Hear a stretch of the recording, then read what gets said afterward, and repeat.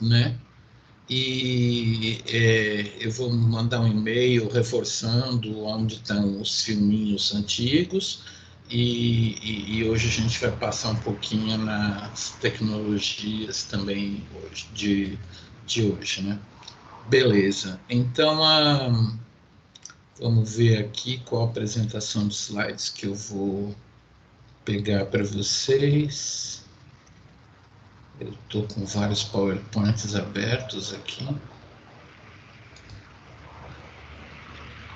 Esse Teams aqui, às vezes, para a gente compartilhar, ele tá meio esquisito. Mas aí, compartilhou certo. Deixa eu ver como é que tá a minha gravação aqui. Tá certinho. Ok. Então, tá bom. Pessoal, então, vamos falar para vocês sobre o sequenciamento de DNA, né? Esse slide que eu vou mostrar aqui, geralmente os professores não mostram, não. Mas eu gosto de mostrar porque esse método aqui ele foi proposto por Maxam e Gilbert. Tem um filminho sobre o Maxam e Gilbert que exemplifica melhor o que eu vou mostrar aqui. Mas eu queria contar para vocês que Maxam era um técnico do laboratório e ele estudava à noite, só que ele estudava química à noite. E o Maxam e o Gilbert, era o chefe do laboratório, trabalhavam num instituto lá na Inglaterra, e no mesmo corredor, no mesmo instituto onde trabalhava o Sanger, né? Então, o método do Sanger, ele ficou muito famoso porque ele foi automatizado para ser o sequenciador de primeira geração. Mas Maxwell e Gilbert e Sanger ganharam o prêmio Nobel juntos. Os métodos eram igualmente importantes. Eu não sei se vocês conhecem o professor Cláudio Bonjardim, um professor bem alto da microbiologia, que eu acho que ele não dá micro à noite. Ele é meu colega lá de São Paulo, a gente fez doutorado juntos, e ele é a única pessoa que eu conheço que utilizou o método de Maxam e Gilbert na tese de doutorado dele. É um método baseado em química, né? O orientador dele era químico, o Gorgônio da Nóbrega, e ele fazia essas reações e ele fez um sequenciamento de várias coisas interessantes e ele foi a pessoa que primeiramente viu que uma mutação no intron, depois a gente vai estudar melhor, causava a falha do processamento de retirada desse intron.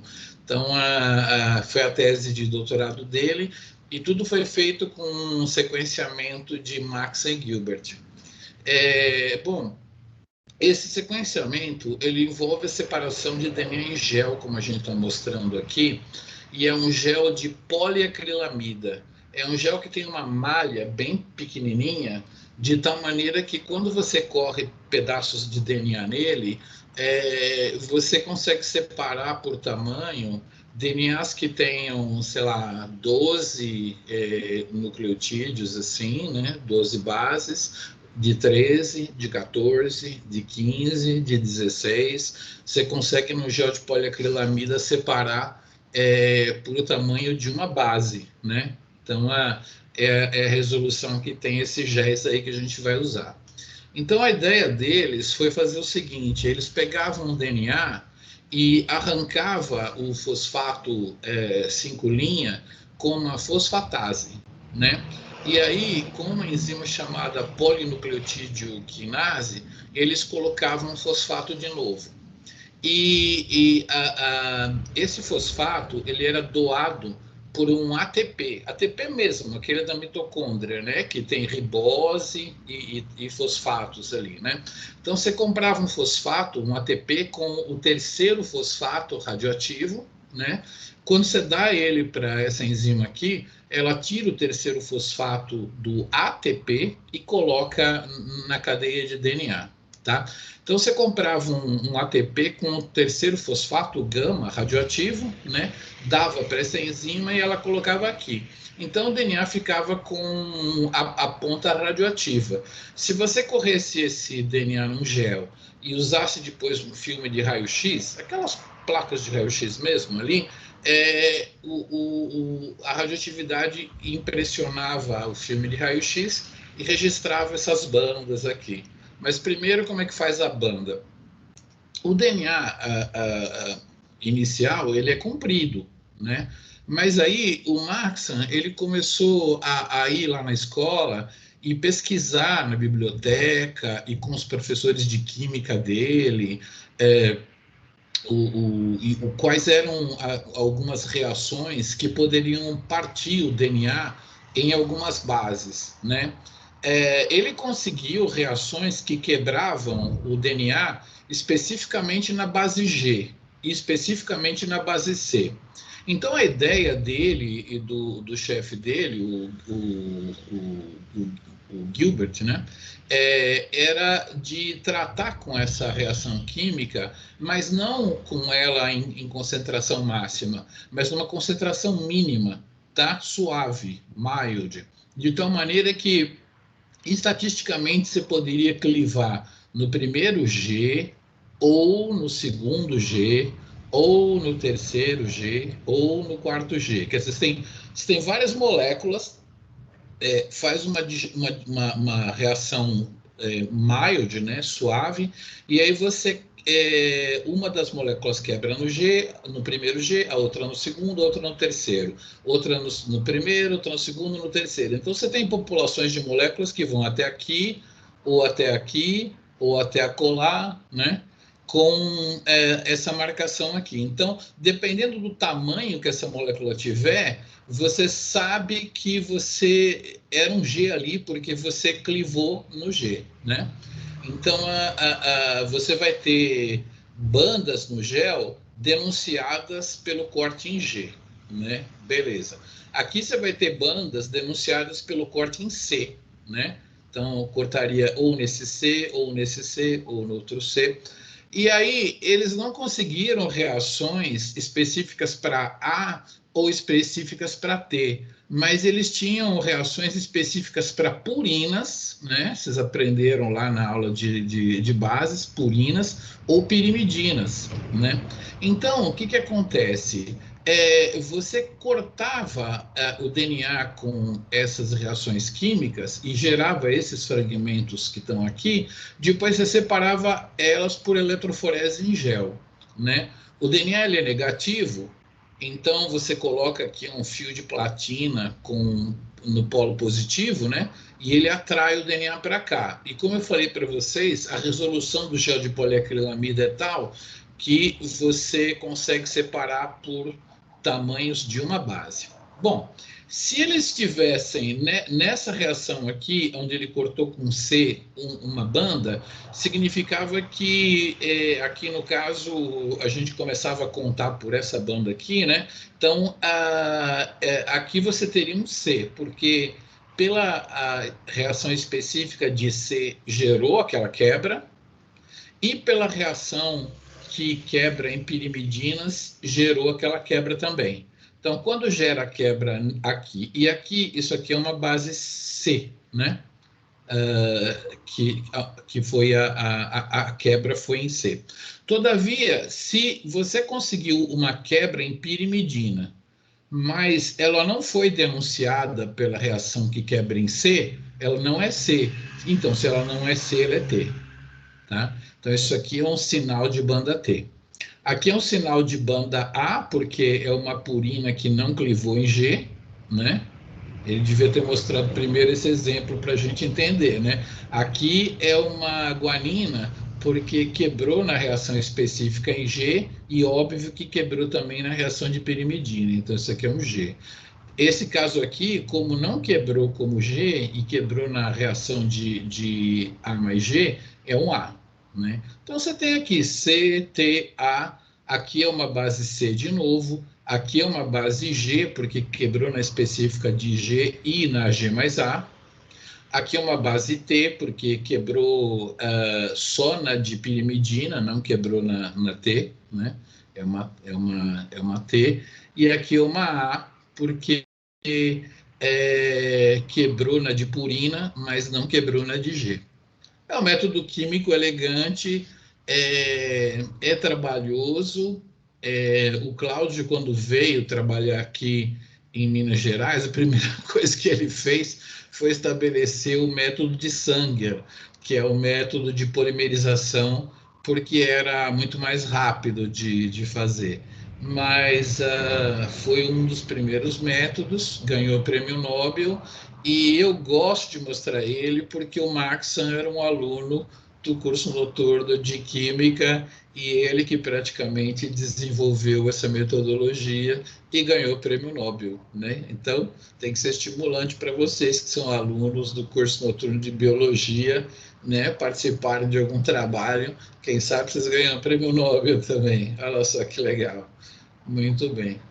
Esse é o Max Gilbert. Deu para entender mais ou menos como é que funciona?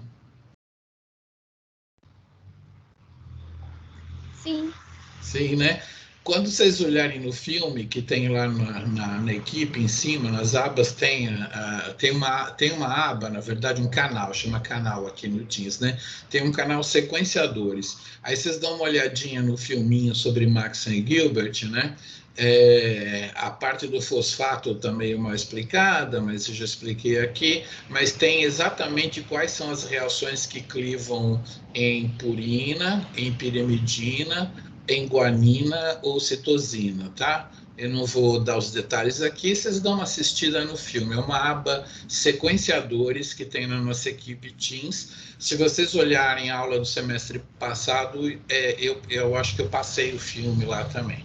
Mas é só dar uma olhada no filme para ver especificamente, curiosamente, como é que são essas reações químicas. Então, assim, teve um dia que eu ia dar uma palestra de sequenciamento de DNA naquele hotel, na Cristiano Machado, no Ouro Minas. Era um curso lá. Aí eu falei, poxa, eu podia mostrar como é que fazia o sequenciamento em gel, né? E aí eu olhei para uma câmera fotográfica que eu tinha lá, digital. Naquela época a gente não tinha celular que tirava foto. Os celulares eram aqueles tijolos lá. E nem sei se eu tinha celular naquele dia, mas eu tinha uma câmera. Eu olhei para a câmera e falei, quer saber? Eu vou lá no laboratório de vírus e eu vou tirar a foto eu mesmo. Aí eu fui lá, eu achei esse cara aqui que não trabalhava com sequenciamento, mas no Fantástico naquela época tinha muitas vezes cientista fazendo essas caras. Eu falei, sabe fazer aquela cara igual o pessoal faz no Fantástico? Então, segura isso aqui para mim. Eu nem sabia o que era, mas eu sabia porque eu conhecia. Era o laboratório do Cláudio. O Cláudio, o professor Cláudio, é que coordenava isso aqui. Isso aqui é uma cuba de eletroforese para esses géis enormes, né? Uma cuba de acrílico grande, você colocava o DNA aqui em cima, ele corria para cá. E aqui é o filme de raio-x que é nem placa de chapa de pulmão, né? Que a gente colocava em cima tirava o gel daqui, né? E colocava esse negócio em cima, tem que colocar no freezer para a radioatividade não espalhar muito, ela ir só direto em cima do filme. E aqui tem um sequenciamento em gel. Para quem conhece, né, olha aqui, vê claramente que foram feitas 4 sequenciamentos, né? Não dá para ver nessa distância, mas aqui tem os 4 canais, a CGT aqui, ó, a CGT, a CGT e a CGT. E por que tem 4 aqui, 4 aqui? É um pouco diferente. Porque, não ele, né, mas o cara que fez esse sequenciamento, ele chegava de manhã e ele colocava essas amostras aqui primeiro e deixava correr. Aí as amostras iam correndo assim, ó, e iam saindo fora do gel, né? Depois, quando ele chegava à noite, ele colocava as mesmas amostras aqui, ó, aqui assim, tá? E aí deixava correndo à noite. Quando ele chegava de manhã, o que acontecia? Ele lia o começo da sequência aqui, né? E depois ele continuava aqui, porque esses caras tinham corrido tanto que a cabeça da sequência tinha saído, mas ele lia o rabo da sequência aqui, né? Então, tem 4 sequenciamentos, ACGT, ACGT, ACGT, ACGT, e aqui os mesmos 4, só que que correram há mais tempo, né? Então, ele lia aqui, depois passava para cá e lia aqui. Muito bem. E naquela época, os namoros duravam bastante. Você não tinha, nem existia a palavra ficar. A palavra ficar foi uma palavra que se originou depois, não existia ficar.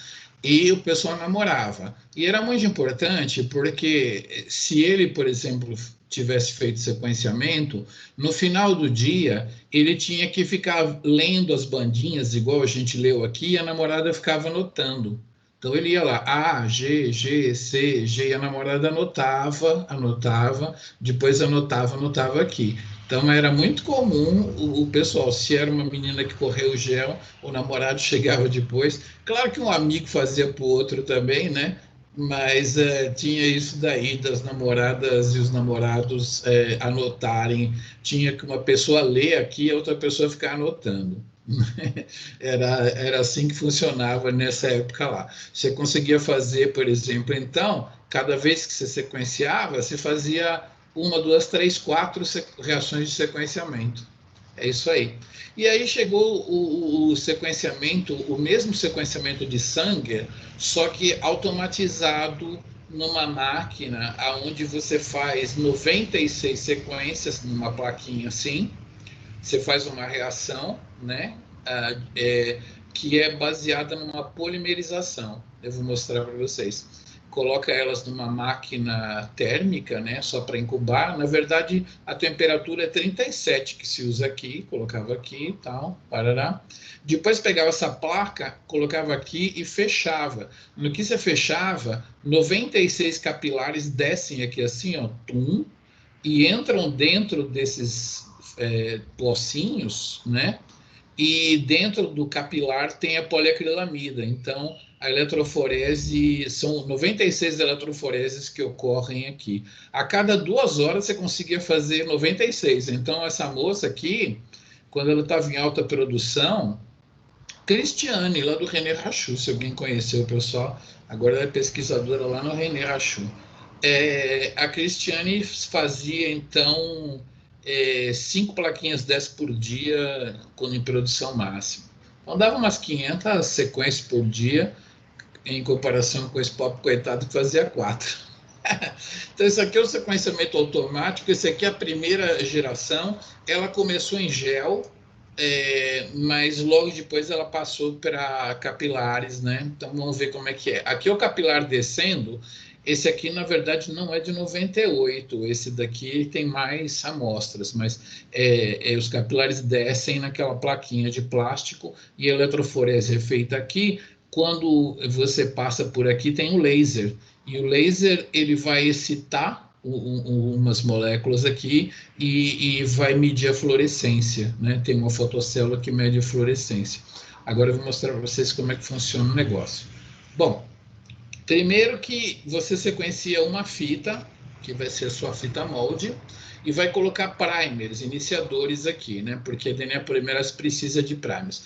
E aí você vai polimerizando, só que você tem reagentes normais, só que um reagente, ele tem a base fluorescente e a ribose dele, em vez de ser apenas desoxi, ela é didesoxi. Ela não tem 3' OH. E como vocês aprenderam comigo, sem o 3' OH, não tem como continuar. Então, ela é um veneno, entendeu? É um veneno fluorescente. Então, vai entrando aqui em pequenas quantidades os venenos fluorescentes.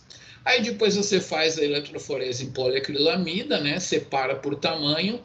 E aí esse cara é amarelo, então a última base que interrompeu era um A, esse aqui é verde, a última base que interrompeu é um G, esse aqui é vermelho, é um C.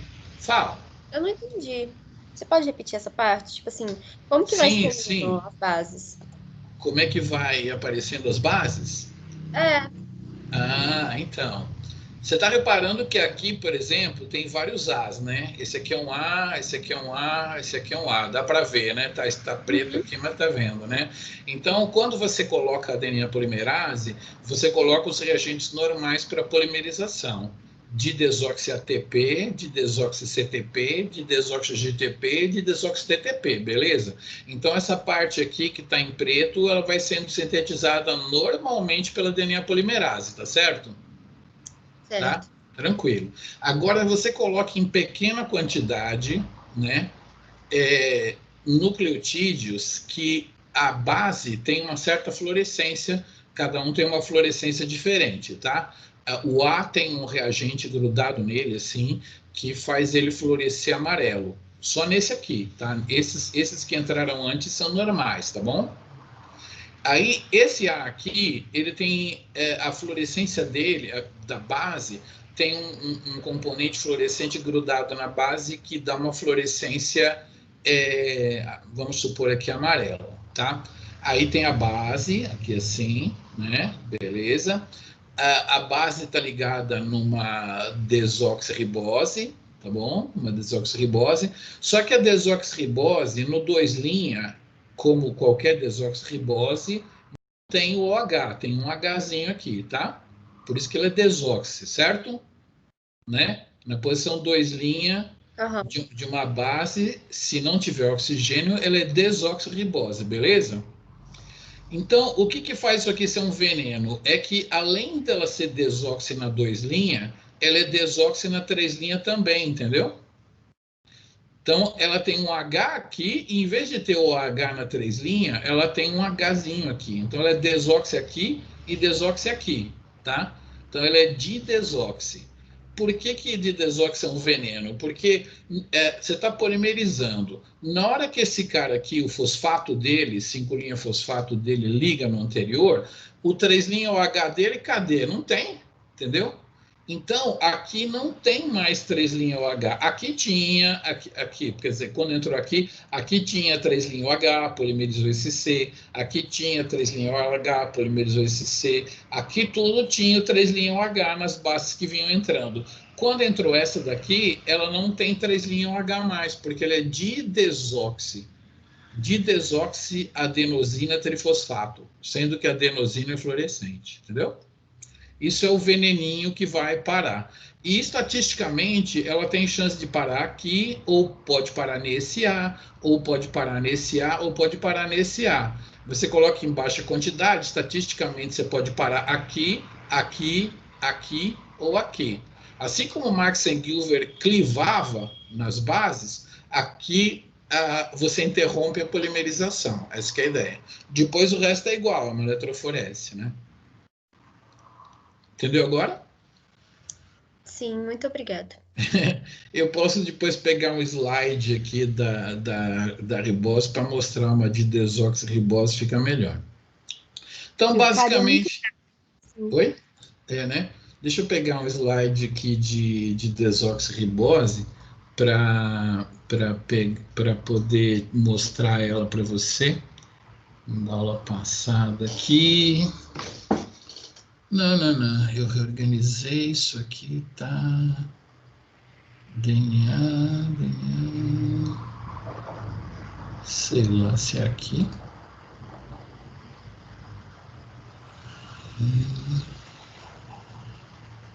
Um DNA, tá aqui na minha área de trabalho. Vou mostrar essa daqui para você.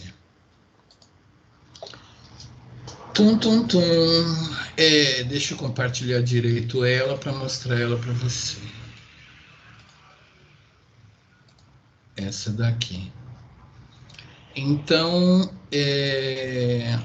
aqui estaria uma ribose, uma desoxirribose, uma didesoxi seria quando você não tem esse cara aqui, né? Então,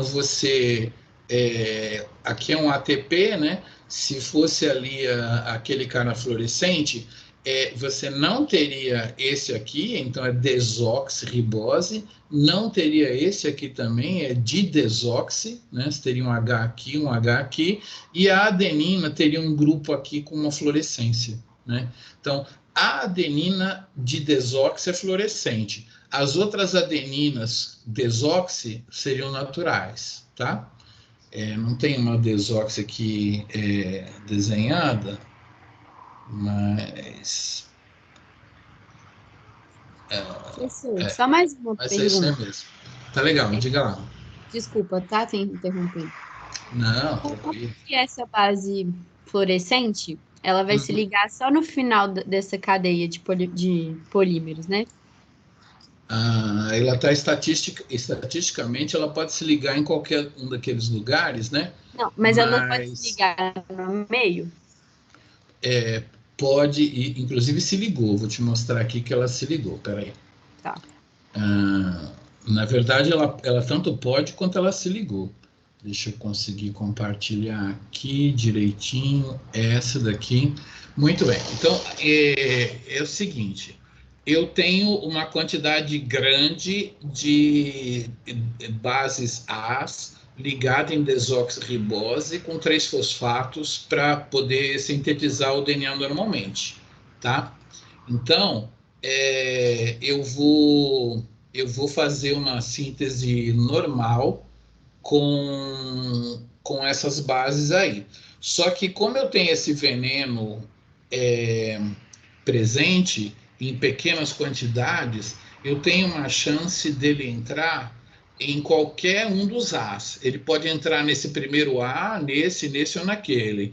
Infelizmente eu desenhei de baixo para cima, mas aqui demorou para entrar um veneno, entrou só aqui, tá? Mas ele poderia ter entrado aqui, ou aqui, ou aqui. Eu tenho maior quantidade do substrato normal, né, para sintetizar DNA, mas eu tenho uma pequena quantidade do veneno, tá vendo? Ele não entrou neste aqui embaixo, passou e entrou só nesse, mas ele entrou nesse aqui, mas ele pulou esses dois, tá vendo?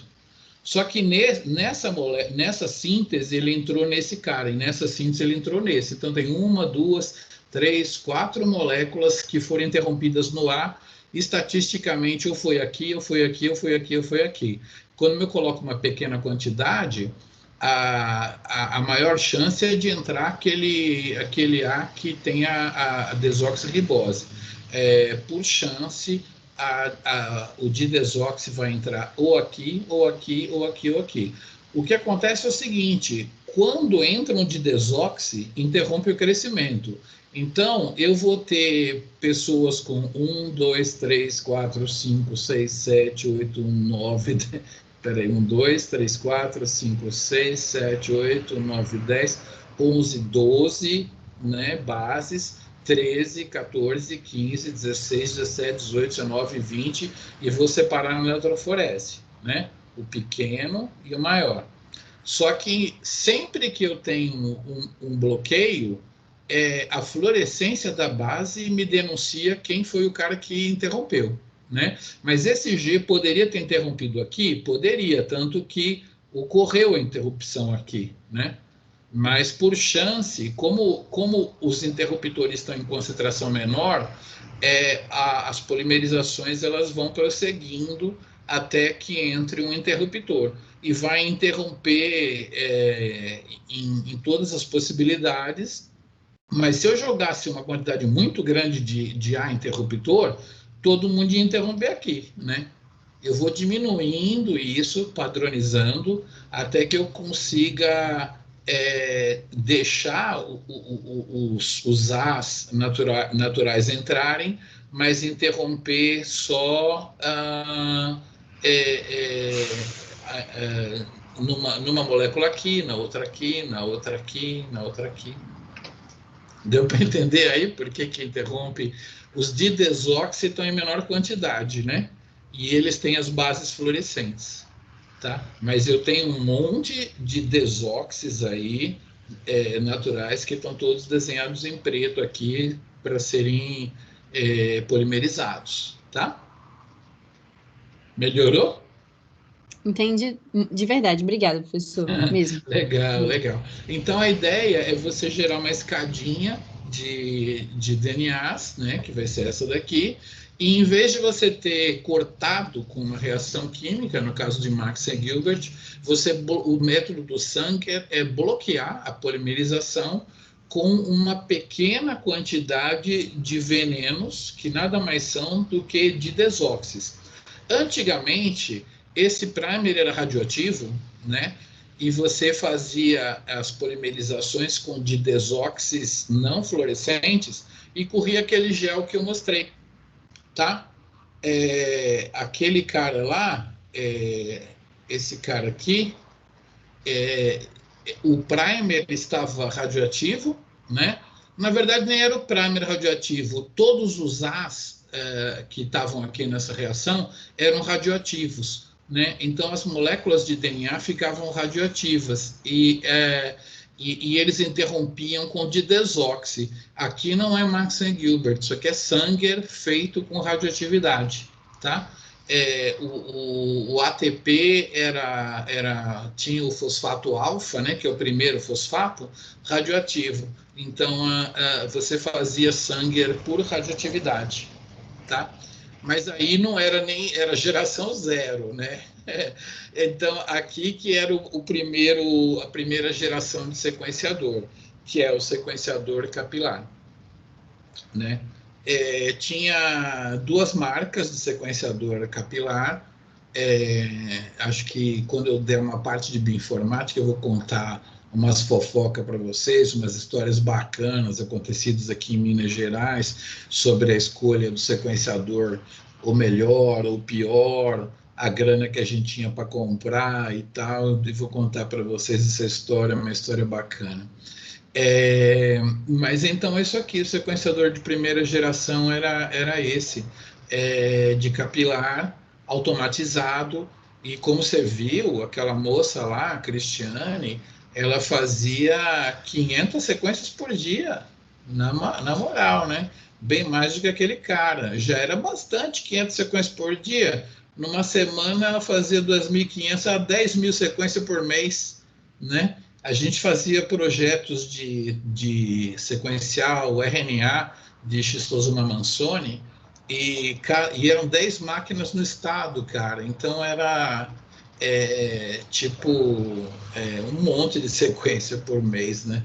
Projetão bacana. Custava caro pra caramba, custou acho que uns 2 milhões de reais de reagentes para fazer o projeto naquela época, né? Porque era o começo de tudo, era tudo muito caro, né? Então, esse aqui é o método de Sanger, e o Sanger, ele ganhou um instituto lá na Inglaterra chamado Sanger Center, que é um instituto de sequenciamento inglês que fica perto de Londres.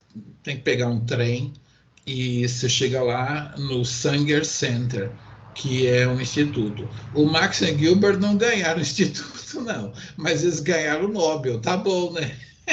Não tem instituto com o nome deles, mas eles ganharam o prêmio Nobel junto com o Sanger pelo descobrimento. Eu não sei se é de química ou de fisiologia, provavelmente deve ser de química. Vou dar uma procurada para ver aqui. Esse é o método. Então, a gente falou da primeira geração de sequenciamento, né? Agora eu vou falar para vocês da segunda geração. E se eu não conseguir falar da terceira, vocês vão assistir o filminho, depois a gente discute na próxima aula.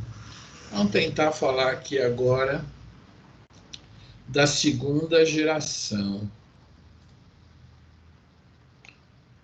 Muito bom. Segunda geração de sequenciamento. Não sei se eu preciso parar de compartilhar para vocês verem minha câmera no meio.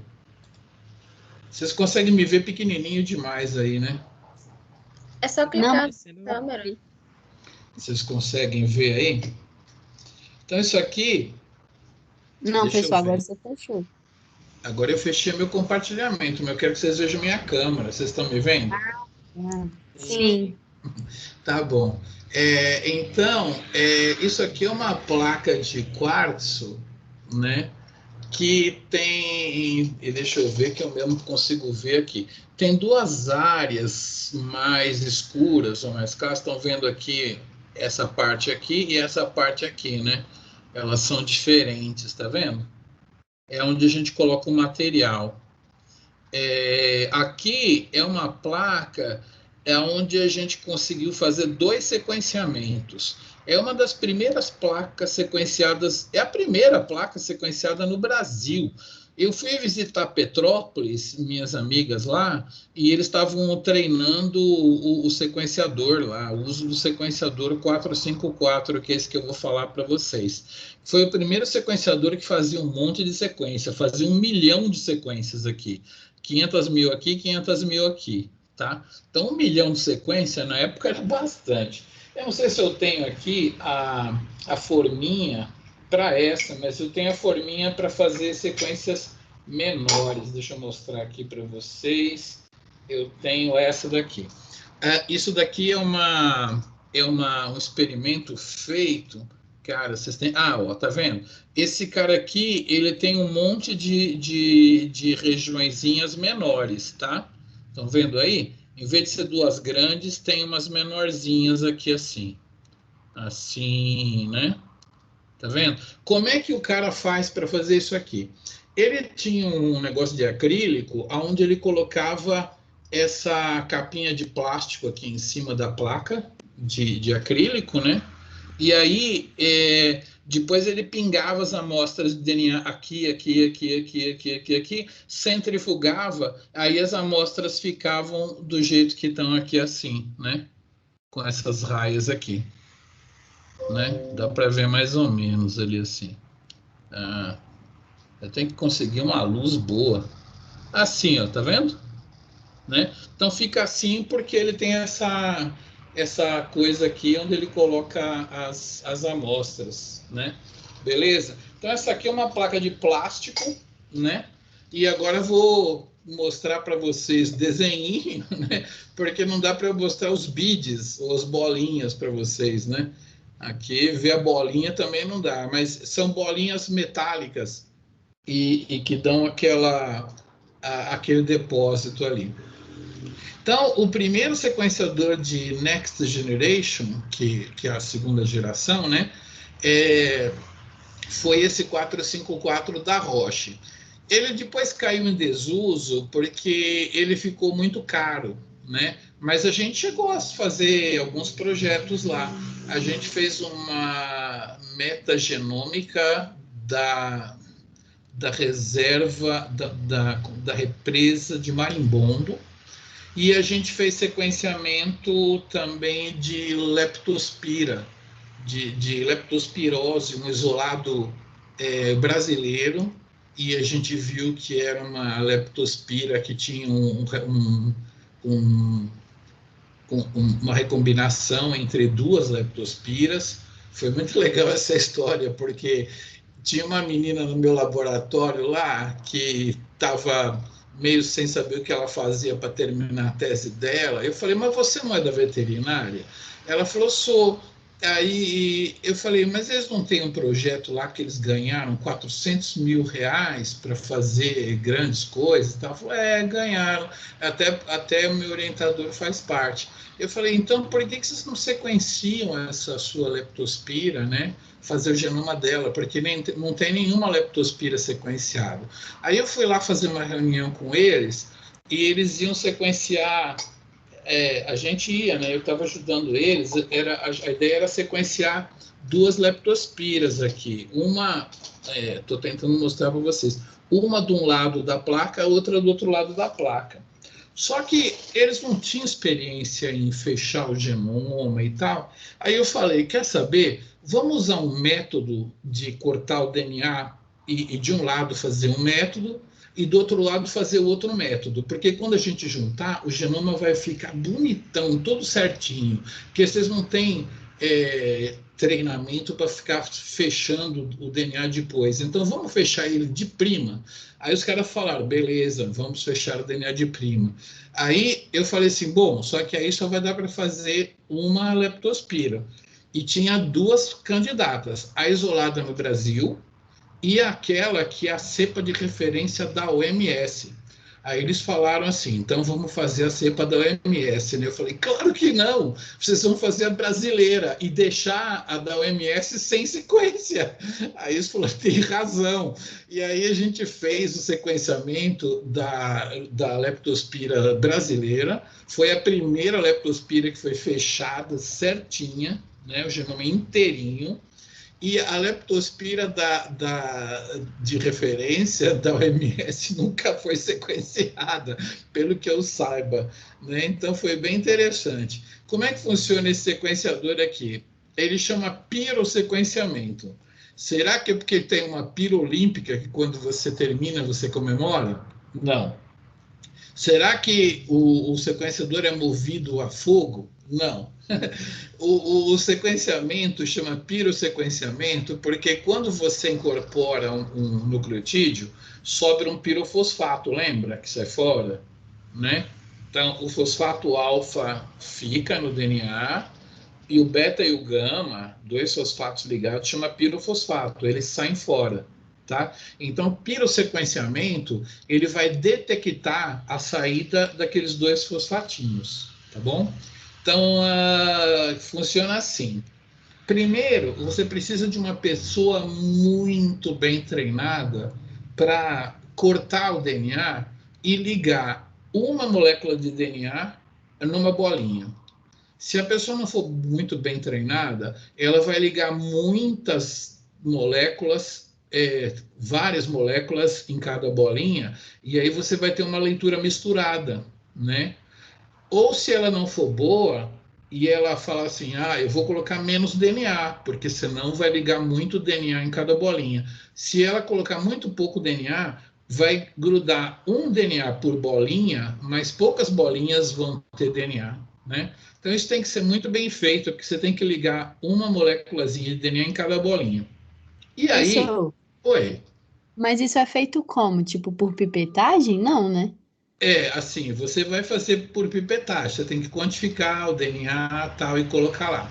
As bolinhas, elas têm um pedacinho de DNA nelas já, que vem de fábrica, que é complementar a um pedacinho que você encaixa com ligase na ponta do seu DNA. Então, assim, eu vou pegar um DNA das bactérias da Lagoa da Pampulha, eu corto ele em fragmentos pequenos, por fragmentação mesmo, e com ligase eu grudo um pedacinho de DNA aqui, tá? E quando eu apresento esses DNAs para a bolinha tem um pedacinho de DNA que é complementar a isso aqui, sacou? Então, esse DNA fica encostado na bolinha. Se eu polimerizar para cá, eu faço uma cópia do DNA da pampulha já preso na bolinha, porque o meu DNAzinho está colado na bolinha aqui, tá? Então, eu apresento um DNA onde eu colei adaptadores para minha bolinha, que já tem um pedacinho complementar aqui. Aí eu ponho a DNA polimerase e eu faço isso, né? Aí eu aqueço, jogo esse cara fora e eu fico com o complemento preso numa bolinha, entendeu? É assim que eu grudo ele na bolinha, por Entendi. polimerização. Né? Eu grudo com ligase, esses caras azuis aqui, depois eu ponho uma bolinha que tem um complemento do azul e polimerizo. Beleza. Agora, o que acontece? Vocês vão estudar na próxima aula comigo PCR, tá? PCR é uma amplificação do DNA que a gente consegue fazer com esse material grudado na bolinha. Então, a gente faz uma PCR e a bolinha fica cheia daquela molécula que grudou nela. Mas como é que eu faço para as bolinhas fabricarem o PCR e tal? Como é que eu coloco cada bolinha num tubo de ensaio? Claro que não.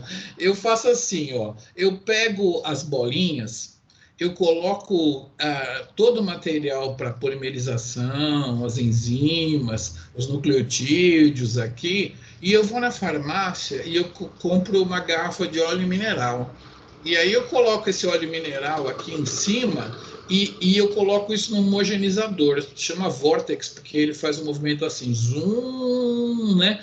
E aí ele emulsifica as bolinhas com os reagentes e fica assim, ó, aqui, isso aqui é óleo, né?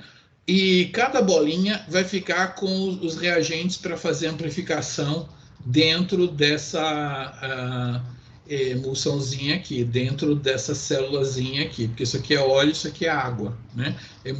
Fica uma emulsão e as bolinhas ficam cada uma com seus reagentes. É como se eu tivesse pegado milhões de bolinhas e colocado em tubos de ensaio, né? Cada vesículazinha assim é um tubo de ensaio, um microtubo de ensaio, onde eu tenho a bolinha, o DNA preso nela, os reagentes, a enzima para fazer a amplificação.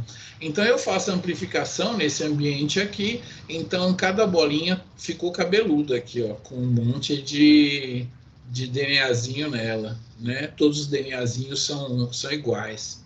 E aí depois, quando eu centrifugo elas com aquela máscara de plástico naquela placa de quartzo, aquela placa tem essas ranhuras e as bolinhas vão caindo assim, ó. Elas não caem organizadas, bola 1, bola 2, bola 3, mas elas caem nessa espécie de colmeia assim. E elas ficam separadinhas, beleza? Muito bom. Esse aqui é o sequenciador da Roche. Até esse momento, eu grudei o DNA nas bolinhas. Aí, o que acontece? A máquina é uma máquina de pipetagem. Então, em cima daquela placa, você vai oferecer um didesoxinucleotídeo, né, com a base A, né? Então, você vai oferecer A para todas as bolinhas. Claro que a primeira base vai ter um primer, desculpa, você coloca um primer, que é aquele próprio primer que você usou aqui, esse primer azulzinho, e vai estar tudo preparado para polimerização. Você oferece A, né? Aqui nessa bolinha tem o primer e prontinho para sintetizar o DNA que você grudou. Se a primeira base, depois do primer, for A e tiver um A chegando aqui, ele vai aceitar, né? Ele coloca o A e solta um pirofosfato. Já nessa bolinha, a primeira base é T. Então, o A vem aqui, né? E aí esse primer aqui não aceita, a DNA polimerase não aceita, porque está esperando um T. Então, essa bolinha fica esperando. Então, essa bolinha aqui produziu um pirofosfato e essa bolinha não produziu. Tá? Tem uma câmera CCD filmando aqui de cima, mas vamos ver o que acontece. Se o A for incorporado, né, vai sair um pirofosfato. Tá? Esse pirofosfato tem uma enzima lá em cima, que é a ATP sulfurilase, e uma adenosina 5' fosfossulfato, que é o reagentezinho.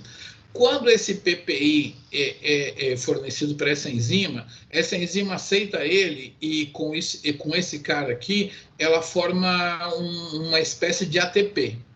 Tá? Forma um ATP. Naquele pocinho aqui, ó, bem aqui. Ela forma ATPs aqui, né? Então, aqui tem ATP, aqui não tem. E esse ATP aqui é utilizado por uma enzima que também está lá no pocinho, chamada luciferase. A luciferase pega a luciferina, usa aquele ATP que está lá naquele pocinho e transforma ela em oxoluciferina mais luz. Então, foi produzido luz nesse pocinho aqui, porque esse pocinho aceitou o A que eu ofereci e aqui produziu luz. Esse daqui não produziu luz porque não aceitou o A. Né? E tem uma câmera filmando, ela viu essa luz, então ela fala, opa, essa bolinha aqui, a primeira base é A. Tá? Beleza. Aí depois você lava isso e oferece C. Tá? Opa, C é a segunda base dessa bolinha, ela fica iluminada de novo. Essa bolinha aqui fica esperando, porque a primeira base que ela tem para colocar é T, então ela fica esperando. Aí a câmera CCD filmou. Aí lava, aí você oferece G. Aí essa bolinha fala, puxa, a minha terceira base é G. E aí, então, ela incorpora o G, libera o pirofosfato, luciferina, luciferase, para a luz de novo, né? E aí, essa bolinha fala assim, peraí, a minha próxima base também é G, então ela produz mais luz.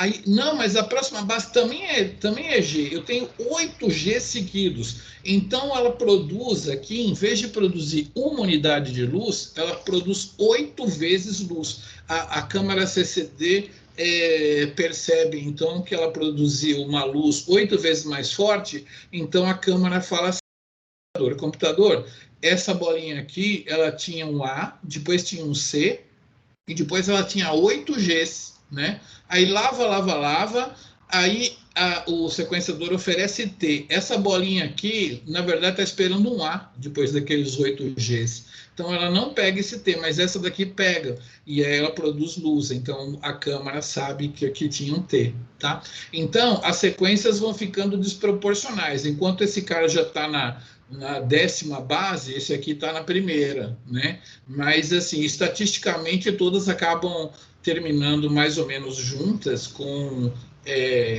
um número de bases bastante bom. Essa máquina chegava a fazer 300 bases, por aí, ou mais, até quando ela estava bem calibrada, ela conseguia fazer sequência de 500 bases, assim, com essa metodologia. Tá? Então é assim que funcionava. Diga. É o seguinte, quando você fala que tem a adição dessas enzimas, né, da polimerase, enfim, o primer ele é colocado também junto dentro do Eppendorf, ou você coloca, tipo, isso é uma coisa que a máquina vai fazer? O primer, ele é colocado aqui, ó, tá? Então, assim, Mas depois, quando depois, né? coloca É verdade. Aqui você coloca o primer, né? O primer pareia, né? E aí depois ele já está prontinho para polimerizar. Então, aí você vai oferecendo os nucleotídeos. Primeira coisa que você oferece é o primer, né? Então, a bolinha está cabeluda, ela está com esses caras para cima, você oferece um primer aqui, ele pareia, e aí você vai oferecendo os nucleotídeos para incorporar. Ela vai polimerizar para baixo aqui assim. Tá, mas aí quem vai oferecer esses nucleotídeos é a máquina ou é tipo, é porque eu não entendi se é a máquina que vai distribuindo isso, É uma oferecendo para máquina. fazer essa ligação, ou se a gente já coloca esses nucleotídeos para na hora que a máquina vier, ele Não. A máquina é uma máquina. Você sabe que quando a gente faz, hoje em dia, quando você faz exame de urina, ele é feito por máquina, né? Eu, quando fiz o secundário, eu fiz ele técnico, era técnico de análises clínicas. Então, eu aprendi a fazer exame de glicose, de glicemia, de colesterol. A gente pipetava tudo e colocava no espectrofotômetro, né? Mas isso tudo foi sendo automatizado por máquinas que pipetam os reagentes e leem absorbância, tudo. Então, tudo que é feito no laboratório de análises clínicas hoje é feito por máquinas que pipetam, né? E a Roche é uma companhia que fabricava esse tipo de máquina. Então, é uma máquina que tem essa placa, né? E aí a máquina joga o primeiro reagente, que é o reagente com o desox-ATP, né? Tem todas essas enzimas aí junto, né, para produzir a luz. Depois ela lava essa placa e ela oferece o reagente com o CTP, desoxi-CTP. Aí ela lava e oferece o reagente com desoxi GTP e depois desoxi-TTP. Ela vai oferecendo em ordem alfabética. Oferece o A e lava. Oferece o C e lava. Oferece o G, lava. Oferece o T e lava. Oferece o A, lava. Oferece o C, lava. Entendeu? É uma máquina de pipetagem automática que fica lá automaticamente oferecendo os precursores, né? O ACGT, ACGT, ACGT. E tem uma câmera filmando em cima para ver se está produzindo luz a cada ciclo. A gente chama de ciclo de sequenciamento, né? Então, são feitos vários ciclos de sequenciamento por pipetagem mesmo, em cima dessa placa de quartzo que eu mostrei para você, né? São feitas pipetagens. Você vai oferecendo um por um Assim como você oferece os reagentes para fazer medida de colesterol. Hoje em dia, até o exame de urina, contagem de leucócito, é tudo automatizado, tem um microscopinho lá, né? Então, são máquinas que controlam isso por pipetagem, vão pipetando as coisas, entendeu? Quer dizer, pipetando não, né? Elas têm os vidrinhos, caninhos, e como robozinho, elas vão colocando o reagente, lavam, entendeu? Sim, obrigada. Isso daí, E, tipo, né? Então elas vão fazendo essas pipetagens aqui em cima, né? Ó, tá vendo? Com esses frascos aqui assim e tal, e vão pipetando aqui na coisa lá. Então esse aqui foi o primeiro Next Generation. O segundo Next Generation, galera, é um pouco difícil de explicar aqui antes de dar aula de PCR, mas eu vou explicar para vocês. Não, desculpa, não vou para esse aqui não. Primeiro eu vou para esse daqui. Então, é o seguinte, aqui está até escrito aqui. Nesse momento aqui que você oferece um nucleotídeo e sai o pirofosfato, a reação de sequenciamento solta um próton também, tá?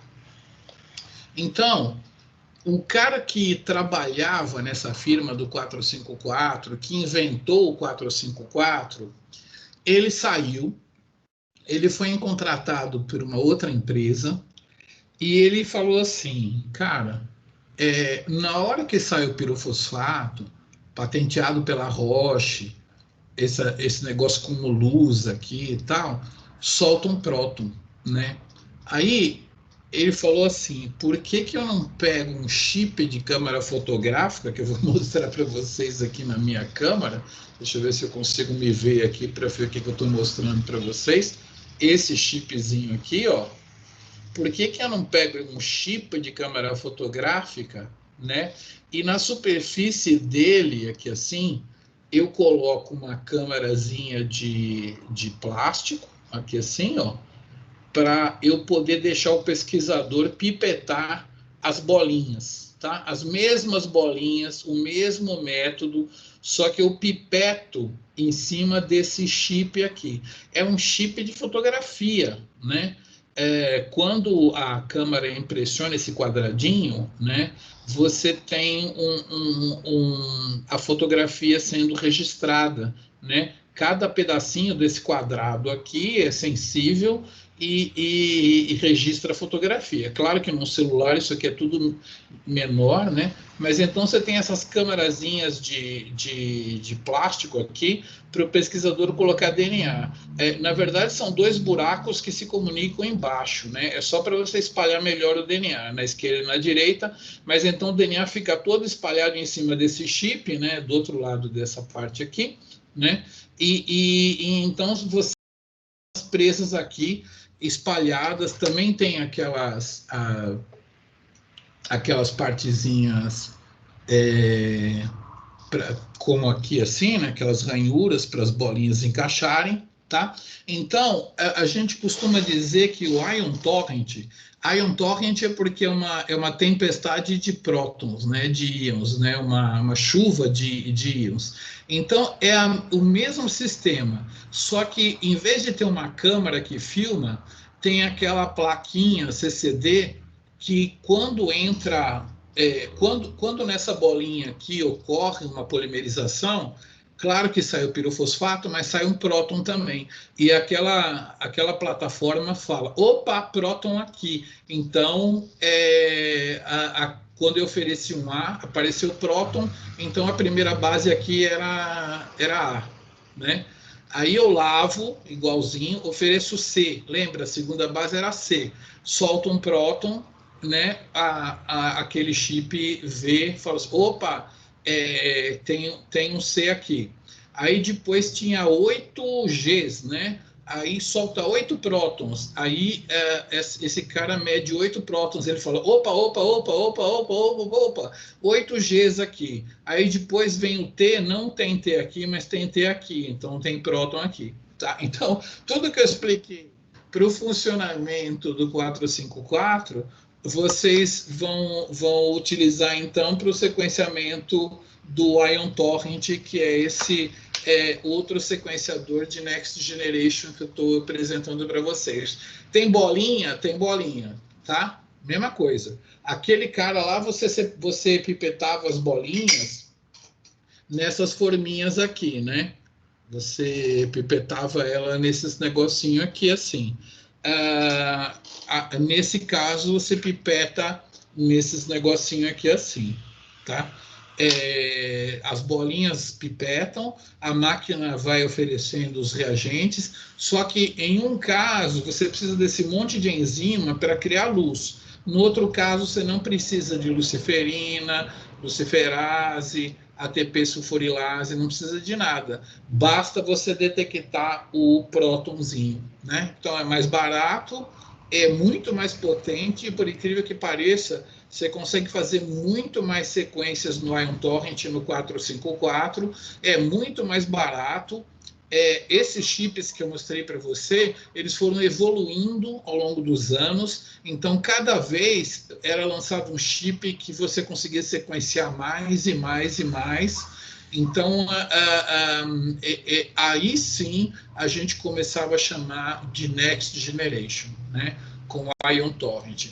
Com 1 milhão de sequências, para nós, no 454, já era Next Generation, né? A moça fazia 500 sequências por dia, 1 milhão em 7 horas, que era a corrida de um 454, já estava bom. Agora, o nosso amiguinho aqui conseguia fazer 18 milhões, 20 milhões, dependendo da geração do chip que você comprava.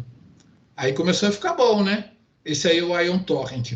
Então, se vocês entenderam, eu posso resumir falando que o Ion Torrent foi feito pelo mesmo engenheiro do 454, numa outra firma, e ele é chamado de 454 sem câmara, porque ele funciona exatamente igual, mas ele detecta o próton, por isso que chama Ion Torrent. Entenderam o Ion Torrent? Vocês viram como é parecido com o 454?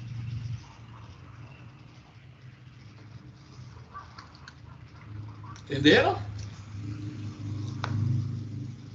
Sim, sim. Sim, sim, muito bem.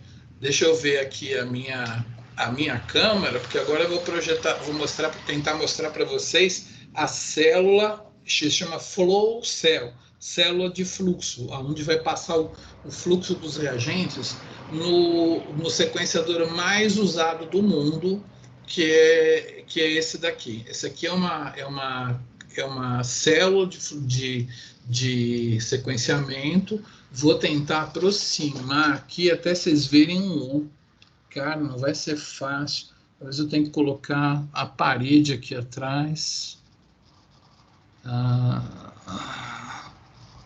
É difícil mostrar para vocês. Aconteceu alguma coisa aqui. Deixa eu ver se eu consigo mostrar o U. É difícil, talvez. Ele tem um caminho, na verdade são 2 vidrinhos que tem aqui, e tem uma câmara num formato de U que sobe e desce. Mas é difícil mostrar contra a luz, talvez um fundo escuro atrás. Deixa eu botar meu chapéu aqui atrás assim, para ver se dá para ver. Olha, dá para ver mais ou menos, são 2 pistas aqui que são juntas lá em cima. Estão vendo uma parte mais clara ali, ó? Na verdade, não dá para mostrar que é 2, não. Compartilhar o seu slide, porque aí fica mais fácil. Maior, né? Deixa eu ver aqui.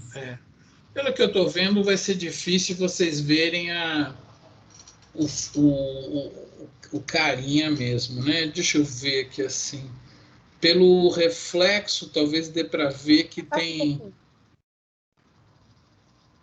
Né?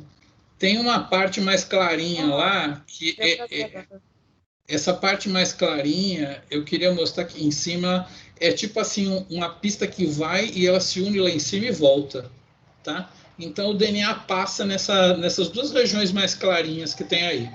Isso aqui é uma flow cell do Illumina. O sequenciador Illumina, a gente tem no ICB, há uns 4, eu acho, que são pequenos, né? A gente tá ganhando doado da Universidade de Viçosa, Uberlândia. O Viçosa Uberlândia comprou um de alta potência e não consegue manter lá. Eles estão querendo doar para o UFMG, mas existe esses bem potentes no Rio de Janeiro, no interior de São Paulo, tem algumas firmas que têm ele aqui, e na China também você consegue mandar DNA para a China e eles sequenciam lá. É muito fácil comprar sequenciamento, você realmente não precisa ter essa máquina muito potente. Eu estou até fazendo um orçamento, 400 milhões de sequências, você paga 40 mil reais, né? Essa célula que eu mostrei para você, ela faz 25 milhões de sequências, só que custa uns 12 mil para fazer uma corrida. Então, acaba sendo um pouco caro, porque com 10 mil reais você consegue comprar 100 milhões na China. Se você for fazer no ICB, com 12 mil reais, você faz 25 milhões. Aliás, não é. Eu acho que é por aí. Eu acho que é 20 mil reais para fazer 25 milhões na máquina pequena. A máquina pequena, é óbvio, se você for fazer bactérias nela, você até coloca um primer diferente na pontinha de cada bactéria que você vai sequenciar, e você sequencia umas 10 bactérias nessa máquina. Então, para sequenciamentos pequenos, a gente continua fazendo aqui no ICB. Mas para projetos maiores, é mais fácil comprar sequência. Tem gente que compra na China, tem gente que manda para o Rio de Janeiro, tem gente que manda para São Paulo, tem gente que compra de uma firma que eu nem sei onde é que fica, acho que fica em Campinas. Tem gente que vai para Campinas e eles deixam você usar o sequenciador deles lá. Então, assim, sequenciamento Illumina é o mais usado hoje em dia, seja na máquina que a gente tem no ICB, na veterinária e tal, a gente tem esses sequenciadores, ou então, quando é muito material que você quer sequenciar, você compra e é bem tranquilo, todo mundo sabe comprar sequência e tal, mas é a máquina mais usada no mundo, essa Illumina aí. E aí eu vou tentar mostrar para vocês como que funciona. No filme é melhor de ver, mas eu desenhei. Eu acho que vai dar para tentar entender mais ou menos. Mas vai ser muito mais ou menos, vocês vão entender isso aqui, viu? Não é isso.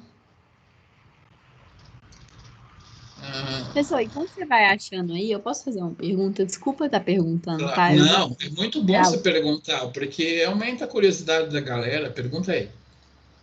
Esse sequenciador aí que você falou, ele é utilizado só... Tá, ele é utilizado só para esse sequenciamento 454? Não, calma. O 454 é esse cara que usa essas forminhas aqui, tá? E aquela plaquinha de quartzo, tá bom? Esse é o 454. O Ion Torrent é um outro sequenciador que usa essa camarazinha, o chip fotográfico aqui que eu mostrei. Entendi. E agora eu vou mostrar para você o sequenciador Illumina que usa essa Flow Cell aqui, né? Aquela Flow Cell. É um outro sequenciador, beleza? Entendi. Tem um outro método. Ele tem um método patenteado, que é muito engraçado, assim, essa patente, porque o pessoal dá aula e não fala direito o que é, em umas certas horas lá, né? Um dia tinha um cara da Illumina dando uma palestra aqui, e ele estava falando assim, bom, então aí é ligado uma coisa aqui, assim, eu falei assim, aqui você pode falar, tem um trem. Eu falei, é mesmo, tem um trem ligado aqui, porque eu não podia falar o que que era. Mas a gente sabe que é uma molécula baseada em fosfato e fosfatase, a gente só sabe isso. Mas a gente não sabe exatamente como é que é a química, é patenteado. Então, eu vou tentar mostrar aqui para vocês uma coisa que como é que a gente gruda o DNA nessas flow cell aí. Bom, primeiro você pega o DNA da Lagoa da Pampulha, das bactérias todas que estão lá, por exemplo, para fazer uma análise metagenômica, para sequenciar tudo que tem ali na Lagoa da Pampulha ao mesmo tempo. Você fraciona o DNA, corta o DNA, fragmenta, né, a palavra. Fragmenta o DNA, picota ele em pedacinhos e você liga uns adaptadores aqui com ligase, beleza? Aí você tem aqui um DNA. Pode ser o seu DNA, né? Vai custar caro sequenciar o seu genoma naquela máquina, mas pode ser o DNA de uma alga que você isolou, você quer fazer o genoma dela, dá para fazer na máquina que tem no ICB tranquilamente. Então você pega lá o genoma da alga, fragmenta e cola esses adaptadores na ponta. Aí você aquece e separa uma fita para cima e uma fita para baixo, tá? Aí você compra um pedacinho de DNA aonde uma parte dele, a parte inicial dele, é complementar aquilo que você ligou, né? Beleza? E ele tem um rabicho aqui específico, né? Esse cara aqui, ele tem um rabicho laranja e esse cara aqui tem um rabicho verde. Então, esses adaptadores são diferentes, né? Esse que vai grudar nesse aqui vai adicionar um cara laranja e esse aqui vai adicionar um cara verde. De tal maneira que as suas fitas Watson vão ficar laranja e as suas fitas Crick vão ficar verde. Não é a cor, não, é só estou exemplificando que as sequências são diferentes, né? O seu Watson vai ter esse pedaço de DNA aqui, o seu Crick vai ter esse pedaço de DNA. Aí você polimeriza para cá e polimeriza para cá, né?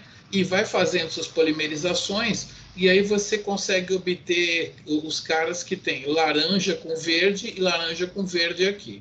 Então você pega essas fitas aqui e oferece para aquela superfície. Aquela superfíciezinha, justamente, não deu para ver, é claro, mas ela tem primerzinhos colados na flow cell, né? Que vão grudar com aquilo que se ofereceu.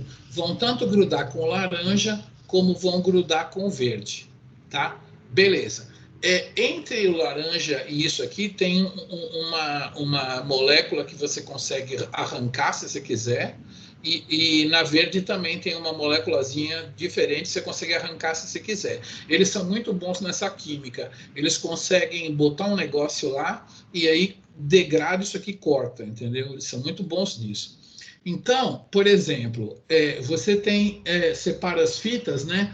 E se for laranja com verde, o laranja vai grudar num primerzinho verde que está preso lá na superfície, assim, né? Você corta esse cara, como é que você faz assim? No filme vocês vão entender melhor. Aqui eu estou simplificando, só tem o laranja preso no verde.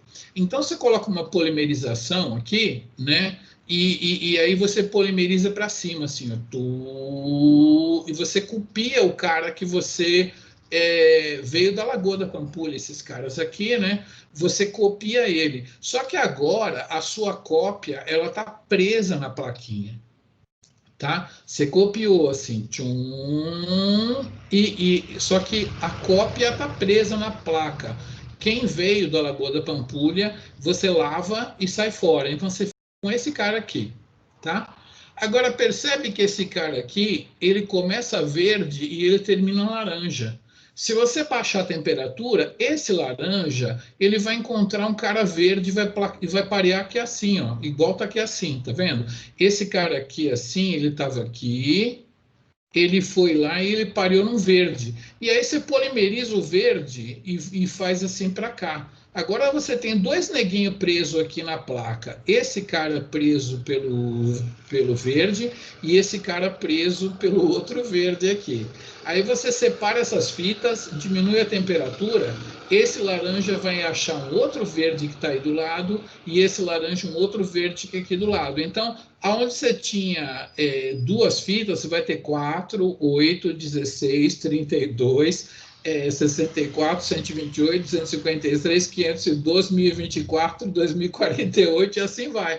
Você entra em progressão geométrica e você, em vez de criar uma bolinha cabeluda, você vai ter uma placa, né, com um matinho, um chumacinho de mato, assim, um matagalzinho, assim, de cópias da mesma molécula, né? Você vai ter um chumaço aqui, um chumaço ali, um chumaço aqui. Então, é uma maneira diferente de criar matinhos, né, montinhos do mesmo DNA, que não envolve bolinha, tá? Então, vou perguntar na tarefa. Esse sequenciador Illumina envolve bolinha? Não, ele não envolve bolinha. A metodologia é de parear o DNAzinho da Lagoa da Pampulha com o primerzinho daquela flow cell, mas não tem bolinha, não. Você vai fazendo isso aqui, que se chama uma amplificação em ponte. Você faz uma amplificação aqui, depois uma aqui, e você acaba tendo um chumacinho, tá? Muito bem. Deu para entender mais ou menos que você joga o DNA da Pampulha, faz umas mágicas lá, vocês vão ver no filme melhor, e você tem chumacinhos, assim, um chumacinho, outro chumacinho, outro chumacinho, tá? As distâncias são todas calculadas para que um não interfira no outro, beleza? Beleza. Entenderam a parte do chumacinho? Muito bom. Agora, você solta o cara que estava grudado e fica com um monte de DNAzinho lá para cima. Aí você oferece um primer, né? Esses DNAs, por exemplo, quem que está grudado aqui? Por exemplo, esse cara está grudado e vai até aqui em cima. Você oferece um primerzinho verde que cola aqui, e você vai fazer mais ou menos como no 454, mais ou menos como no Ion Torrent, mais ou menos como no caso do Sanger, mas só que vai fazer uma coisa mais genial. Você vai fazer assim, ó. Você vai oferecer para o primer a base A, tá? Desoxi no 2' tá? E no 3' tem aquele O, só que tem um trem fluorescente preso aqui, tá? Aí tem os 5' fosfato alfa, beta e gama, tá? Esse cara aqui vai ser oferecido para o primer e na primeira vez que você oferece, você oferece A, né? Se o primerzinho está pronto para incorporar um A, ele vai incorporar esse cara aqui. Ele incorpora esse cara aqui. Só que ele incorpora só um A mesmo, porque ele não consegue continuar a reação. Porque o 3' tem um trem ligado nele. Entenderam isso? Então, um trem faz o desoxi, né? Ele interrompe a reação. E aí depois você faz um tratamento patenteado que tem a ver com fosfatases, você arranca o trem e regenera um 3' OH, tá? E então você consegue colocar o segundo nucleotídeo. Você vai lá e oferece um C. Nossa, a segunda base realmente era C. Então incorpora, mas só incorpora um C, né? Porque tem no 3' OH tem um trem. Aí você faz o tratamento, regenera o 3' OH. Aí você vai oferecer G, tá? Oferece o G, né? Incorpora um G, mas só incorpora um, né? As próximas bases eram 8 Gs, mas só incorpora um, tá? Não incorpora 8 Gs, só incorpora um. Aí você tem que tratar com o 3' OH, pá, regenera o OH, o próximo ciclo é T, depois vem A, depois vem C, depois vem G, aí vai incorporar o segundo G. Aí depois vai ter o outro ciclo A, C, entendeu? E vai incorporando. Cada G daqueles 8 incorpora de uma vez só. E isso é a grande elegância e a grande vantagem do Ion Torrent. Primeiro, do Ion Torrent não, do Illumina, né? Primeiro eu estou querendo saber se vocês entenderam direitinho que tem um composto químico fluorescente ligado aqui no 3'OH. Então, nesse Illumina, você vai polimerizando uma base de cada vez, porque entra, entre e para. Entenderam isso? Como é que funciona o lance do trem? Até agora, sim. Até agora, sim. Agora eu vou voltar lá, porque eu não mostrei o grande defeito daquele sequenciador. Quando você tem a produção de uma quantidade de luz igual a 1, dá barrinhas desse tamanho, entre esse tracejado e esse, tá? Você vai conseguindo ler aqui, T, C, A, tal, vai conseguindo ler. Quando tem uma quantidade de bases repetidas, ele dá uma fluorescência, por exemplo, de 6 aqui, entre essa linha e essas são 6 fluorescências, né? Beleza. Só que conforme esse sequenciador vai tentando ler 9 T seguidos, 10 T seguidos, 11 T seguidos, a gente chama isso de homopolímero. Esse sequenciador aqui e o Ion Torrent, tanto o 454 como o Ion Torrent, se ferram, porque ele não consegue saber se tinha 7, se tinha 8, se tinha 9 ou se tinha 10 T's, entendeu? Ele cria erro nessa hora aqui. Toda região do DNA que tiver muita base repetida, o cara se ferra, entendeu? Às vezes ele consegue falar, tinha 3, tinha 4, tinha 5, tinha 6, mas quando ele está na faixa de 8, 9, 10 bases seguidas iguais, ele não sabe quantas tem. E quando você está sequenciando um DNA, uma base a mais ou uma base a menos é entendida como uma mutação, né? Então, esses sequenciadores aqui, eles têm essa falta de qualidade, eles são sensíveis a homopolímeros. Já o Illumina, que é o sequenciador mais usado, ele não tem problema com homopolímero, porque cada um dos Gs que eu dei de exemplo é colocado um por vez, entendeu? Se ele tiver 12 Gs, ele vai colocar 1, 2, 3, 4, 5. Ele vai saber que são 12, que não são 11 nem 13. Entendeu? Essa é a grande vantagem do Illumina. Não, não é. Vocês gostaram dessa vantagem? De que ele não é sensível a homopolímero, assim que fala. Ele não erra em homopolímeros, tá? Beleza? Gostaram dessa vantagem? Ô, professor, me tira a dúvida aqui rapidão. Fala. Como é que... Eu não sei se eu viajei, você já falou, mas como é que ele não erra nessa sequência grande aí, igual você tinha falado de 8 Gs ou... É porque ele faz... a técnica dele é sempre um por vez, né? Ele coloca o primeiro G, mas ele não consegue colocar o segundo. O segundo não entra aqui, ó, porque o trem tá parando, tá vendo? Então não vai tudo de uma vez. Vai um, aí depois faz o ciclo de novo. Cada ciclo ele coloca um G. Ah, então beleza, né? então beleza. Entendeu? Beleza? Agora, senhoras e senhores, eu vou contar a real diferença. Vamos supor que você tenha 5 borboletas para sequenciar e o seu amigo tem um Ion Torrent, né? Você fala assim, escuta, eu posso aí um dia sequenciar 5 borboletas? O cara vai falar assim, eu tenho muito trabalho para fazer. Para eu preparar 5 borboletas para correr, eu vou ficar 3 dias fazendo química e preparação das bolinhas e tudo mais, para cada uma das suas borboletas. Então, não vai rolar agora. Tenta voltar aqui em julho, que aí, quem sabe, a gente consegue encaixar suas 5 borboletas. Porque o trabalho para preparar a amostra no Ion Torrent é grande.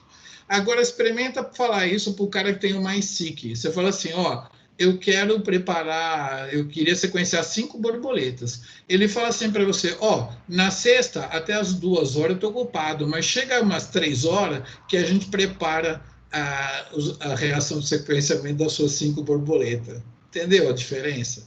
Por isso que, assim, na hora de comprar sequenciador, O Evan Guedes, professor Evan Guedes, vocês devem conhecer, ele estava ligando para fechar uma compra de Ion Torrent, porque ele tinha uma grana para comprar. Eu falei assim, não, desliga isso, pelo amor de Deus. Ele desligou, eu expliquei isso para ele, e assim, no dia seguinte ele comprou um Illumina, tá? Porque fez muito mais negócio. O problema não é o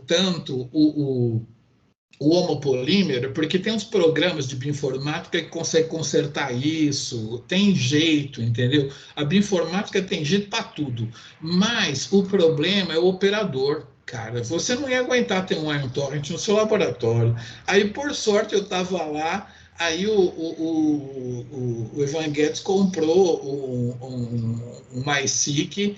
Eu acho que foi um dos primeiros MySeqs do prédio, e foi muito bem, ele foi muito feliz com o MySeq, ficou super bem lá, mas assim, o problema não é a qualidade da sequência. A sequência é melhor?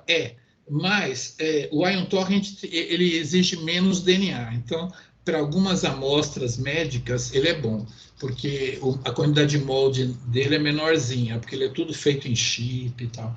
Mas a vantagem do Illumina, que tornou ele muito popular, é que é muito fácil fabricar as bibliotecas de sequenciamento, pôr no sequenciador e rodar, entendeu?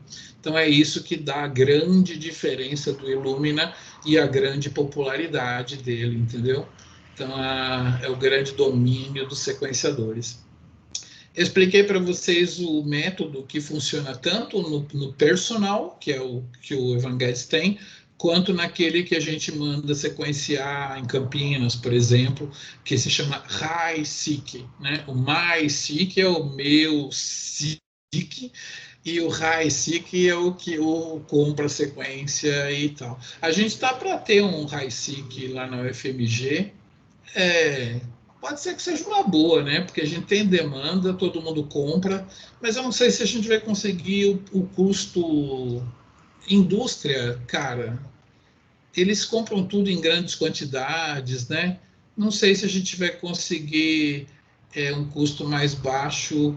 Hoje em dia, 100 milhões de sequências, você paga 10 mil reais, né? Então, para um projeto de pesquisa, 10 mil reais é pouco. Se você for ver as bolsas de iniciação científica, né, dá mais do que 10 mil reais para o projeto, né? Então, claro que você vai fazer mais sequências, não vai gastar só 10 mil no projeto, mas, assim, é mais vantagem comprar a sequência hoje em dia. Então, vocês aprenderam hoje vários sequenciamentos, né? O 454 foi extinto por causa de preço, né? O Ion Torrent substituiu, mas aí veio essa facilidade de trabalhar com kits do Illumina, e aí o Illumina substituiu. Então a gente tem a Next Generation, acaba aqui a história da Next Generation, tá? O número de bases que esse sequenciador Illumina faz, ele depende do sequenciador que você vai usar e do pacote e do kit que você vai usar. Esse do Evan Guedes, ele faz 300 bases em cada ponta, faz 300 de um lado e 300 do outro. Isso daí, antigamente, era pouco para os bioinformatas, hoje já é muito, tá? Hoje, os programas de computador foram todos voltados para trabalhar com sequências menores, então 300 com mais 300 é, assim, muita base para a gente trabalhar, tá? Tem um programa, por exemplo, que consegue pegar só essas sequências pequenininhas e montar um genoma humano, tá? Não é o jeito mais fácil, mas tem um programa que consegue fazer isso. E aí, deixa eu dar uma olhadinha no relógio, nossa aula vai até 20h40, não é isso? Ou é isso, né? 19 até 20h40, né? Então eu vou fazer o seguinte, eu vou parar aqui com o Next Generation. A gente viu Max and Gilbert, Sanger, 454, Ion Torrent e Illumina. Eu vou pedir para vocês olharem a aba sequenciamento, né? E estudar esses 5, tá bom? E na próxima aula, terça-feira, eu vou mostrar para vocês o Next, que agora é chamado de terceira geração, sequenciadores de terceira geração. Os sequenciadores de terceira geração, vocês podem ir vendo o filme, eles estão na aba sequenciadores também, vai ser o PacBio e o Nanopore. O PacBio e o Nanopore, eles têm tecnologia para fazer moléculas de tamanho do cromossomo, se você quiser, enormes, tá? E hoje em dia, essas sequências a gente está comprando elas também, da PacBio, ou agora o Nanopore é muito engraçado. Eu não tenho um, né? O Gabriel tem, eu queria tanto ter um. O Nanopore, ele é um sequenciador desse tamanho, assim, que você enfia ele na USB do seu computador. O seu computador controla ele. Então, você coloca o DNA naquele bagulho ali e sequencia no seu laptop, entendeu? É uma tecnologia muito interessante e ele tem nanoporos. O DNA passa dentro de um poro e vai sequenciando. Então, a terceira geração, a diferença da segunda para a terceira é que a segunda é grande quantidade, né? Já com o nosso amigo 454, você já tinha uma quantidade muito grande, né? Mas então 454, Ion Torrent e Illumina tem quantidades muito grandes. E a terceira geração então te dá moléculas do tamanho cromossômico, vamos chamar assim, né? Muito interessantes para você montar um genoma. Então, vocês, por favor, vejam os filminhos, está na aba sequenciadores. Tem o filminho do ano passado para vocês verem também, né? Também está lá na aula. E dá uma estudadinha também no que é o PacBio e o Nanopore, para vocês fazerem, então, esse conjunto de ideia sobre sequenciadores, e eu acho que já é o suficiente para vocês já começarem a resolver a tarefa 2. Naquele site que eu passei para vocês tem a tarefa 2, eu já vou encaminhar para vocês a tarefa 2 também pelo sistema, vou colocar no Moodle, e vou colocar um prazo de entrega, e eu acho que eu vou tentar deixar só a tarefa 1 e a tarefa 2 para dezembro, tá?